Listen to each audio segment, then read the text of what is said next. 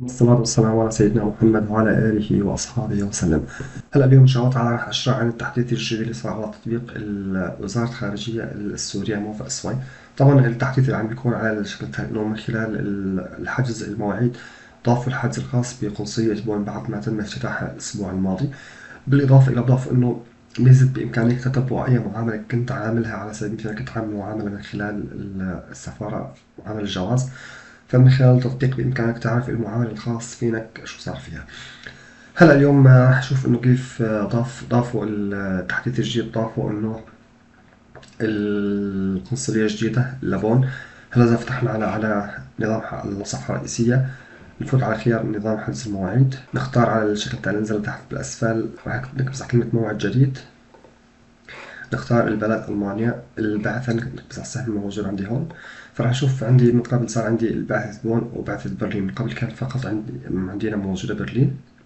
هلا حاليا ضافوا بعثة بون بالإضافة إلى القنصلية بون، بالإضافة إلى سفارة برلين. فنكبس على كلمة بون، نجي نختار المعاملة. بدي معاملة جواز إصدار وتسجيل جواز السفر بالدور العادي. اختار نوع الحضور أنا فقط. درجة العنوان راح يعرض لي هون المواعيد المتاحة حاليا بالسفارة ببرلين. طبعا راح يكون أي نقط، أي يوم تحت نقط خضراء هي المواعيد المتاحة بإمكانك تحجزها. فقط تكبس على كلمة متابعة وراح تحجز بشكل طبيعي الموعد بكل بساطة. كمان نفس الشيء إذا كنا على الصفحة الرئيسية الخاصة بالتطبيق. صفنا الصفحة الرئيسية، عم نشوف بالإعلان الموجود عندي هون إنه عم يخبروك إنه خدمة، مثل ما شايفين عندي هون بالإعلان الموجود بالتطبيق عم يخبروك إنه خدمة متابعة حالة الجواز السفر أصبحت متاحة. إذا فتنا عليها رح نشوف كيف التفاصيل.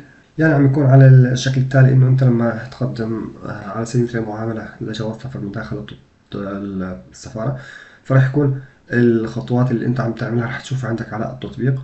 راح يكون الخطوات من بداية المعاملة للإجراءات لتاريخ الانتهاء. راح يخبروك بكل مرحلة وين صارت